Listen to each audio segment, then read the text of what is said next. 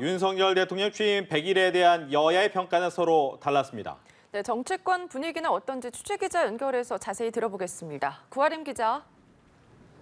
네, 우선 국민의힘은 차분한 분위기 속에서 윤 대통령의 기자회견을 지켜봤습니다. 당 비대위 전환이라는 혼란기 속에서 100일을 맞았고 또 여론조사상 정부에 대한 긍정평가가 높지 않은 만큼 공식 입장을 섣불리 내놓기보다는 앞으로 분발하자는 기류입니다. 권성동 원내대표는 입장문을 내고 정치 갈등에 가려져 있었던 정책 성과를 잘 설명한 자리였다며 민간 주도의 경제 구조 개선, 한미 동맹 강화, 산업 지원 등의 성과가 있었다고 평가했습니다. 또 이번 회견이 국민을 제대로 섬기겠다는 최고 지도자의 의지 표명이라고 본다고 밝혔습니다.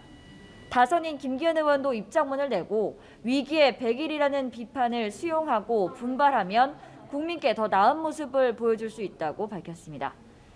반면 더불어민주당 우상호 비대위원장은 국민들이 평가를 매우 낮게 내리고 있다는 점을 무겁게 받아들여야 한다고 했습니다. 오늘 오전 비대위회의에서 새로운 국정 운영 기조 발표의 계기가 되기를 바란다며 이같이 말했습니다. 박홍근 원내대표는 100일을 맞아 100점 만점에 20점을 준다고 비판했는데요. 인사와 소통 방식, 경제 등 모든 부분에서 국민은 잘못하고 있다고 시발한다고 밝혔습니다. 네, 국민의힘은 우여곡절 끝에 비대위 체제를 갖췄습니다. 여기에 반발하고 있는 이준석 전 대표, 오늘 법정으로 간다고요? 그렇습니다. 이준석 대표는 오늘 오후 서울 남부지법으로 출석해서 주호영 비대위 체제의 효력을 정지해 줄 것을 요청할 계획입니다. 자신이 제기한 효력 정지 가처분 신청 재판에 직접 참석하겠다는 겁니다. 이 대표 측은 비대위 전환 결정 과정에 절차상으로 또 내용상으로도 하자가 있다는 입장입니다. 반면 이와 관련해 주호영 비대위원장은 당 법률지원단 검토 결과 절차에 문제가 없다는 결론이라고 말했습니다. 주 위원장과 이 전 대표는 최근에 회동을 했지만 접점을 찾지는 못한 것으로 알려졌는데요. 주 위원장은 회동 사실에 대해서는 확인해 줄 수 없다며 답변을 피했습니다. 첫 신문일인 오늘 법원이 판단을 내릴 가능성도 있는 만큼 정치권의 이목이 집중되고 있습니다. 더불어민주당 상황도 알아보겠습니다. 전당대회를 앞두고 당원 개정 문제가 화두였는데 결론이 나왔나요?